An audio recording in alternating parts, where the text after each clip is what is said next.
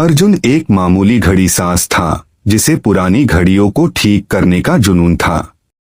एक बारिश वाली रात उसके पास एक ऐसी जेब घड़ी आई जिस पर अजीबोगरीब निशान बने थे। जैसे ही अर्जुन ने उस घड़ी का पेंच घुमाया, कमरे की रोशनी नीली पड़ गई और वक्त ठहर गया। अगले ही पल अर्जुन की आंख खुली तो वह अपने वर्कशॉप में नहीं था। वह एक ऐसे मैदान में था जहां घास की जगह चमकीला मेटल था।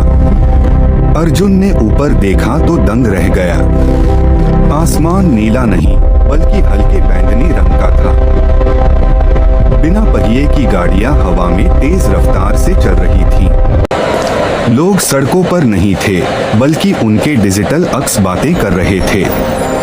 इतनी भीड़ के बावजूद वहां कोई शोर नहीं था। अर्जुन भागते हुए उस जगह पहुंचा जहां कभी उसका घर हुआ करता था। वहां अब एक बहुत बड़ी कांच की बिल्डिंग थी। उसने देखा कि वहां एक म्यूजियम ऑफ लॉस्ट आर्ट्स है। अंदर जाकर अर्जुन की रूह कांप गई।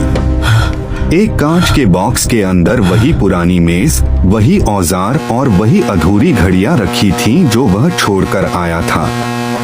उसके नीचे लिखा था अर्जुन मेहरा, वह घड़ीसाज जो 100 साल पहले रहस्यमय तरीके से गायब हो गया। अर्जुन को एहसास हुआ कि वह मर चुका है, कम से कम इस दुनिया के लिए।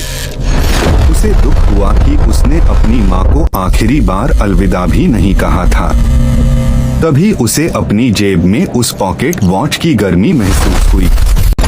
उसने देखा कि घड़ी की सुई अब उल्टी घूम रही थी। उसकी समझ में आ गया कि यह टाइम स्लिप सिर्फ एक मौका था यह देखने का कि दुनिया कितनी बदल जाएगी, लेकिन उसका वजूद उसी पुरानी धूल भरी गली में था।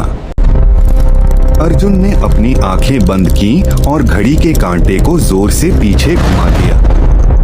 एक तेज झटका लगा और जब उसने आंखें खोली तो वह अपनी पुरानी कुर्सी पर था।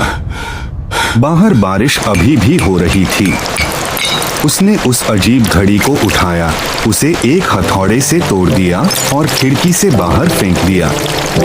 उसने समझ लिया था कि भविष्य देखने से बेहतर है आज को जी लेना, क्योंकि वक्त जब निकल जाता है तो सिर्फ म्यूजियम की चीज बनकर रह जाता है।